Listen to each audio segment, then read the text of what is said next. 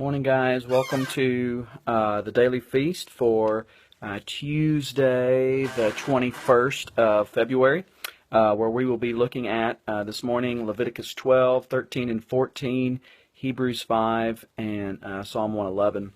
And really what I want to focus on, or what I want to talk about today, is just simply the pervasiveness of sin, primarily shown in the book of Leviticus.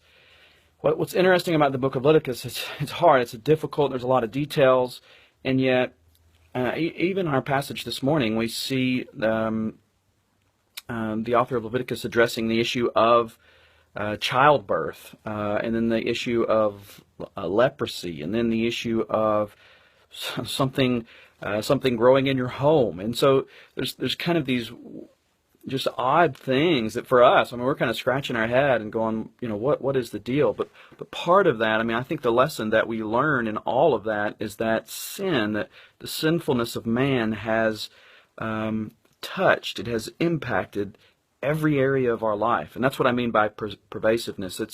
It's everywhere. It's spread to everything.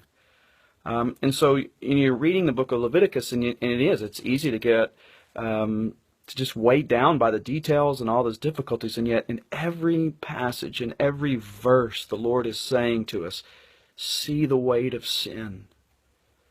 See the impact of sin.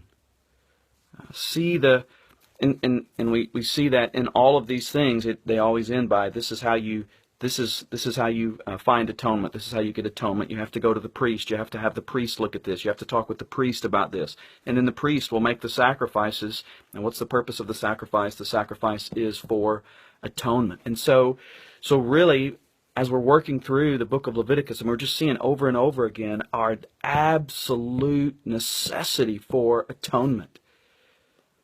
For all of these different ways that sin has impacted our lives, we need atonement.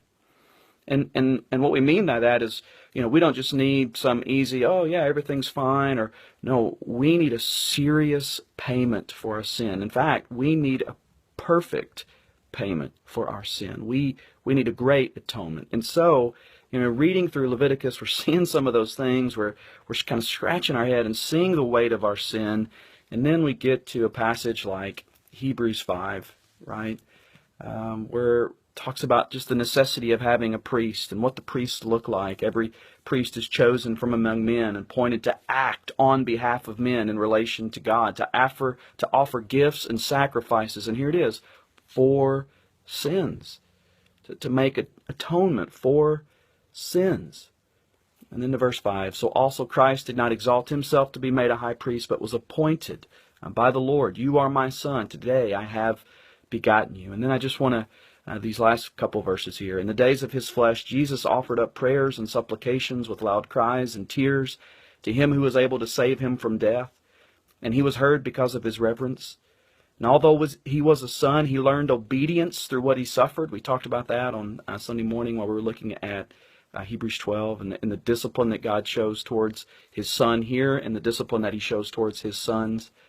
But then verse 9, and being made perfect, here it is, he, Jesus, became the source of eternal salvation to all who obey him, being designated by God a high priest after the order of Melchizedek. And so we see this unbelievable pervasiveness of sin in the book of Leviticus and our desperate need for someone to deal with our sin. And the glorious good news that that's exactly what our great high priest Jesus has come to do. And so my encouragement to you today is let the truth of Jesus as our high priest, the one who has dealt with all of our sin, let that just encourage your heart. Let that be on your lips as you speak and talk with others. And just be encouraged today as you go forward. I love you guys and see you soon.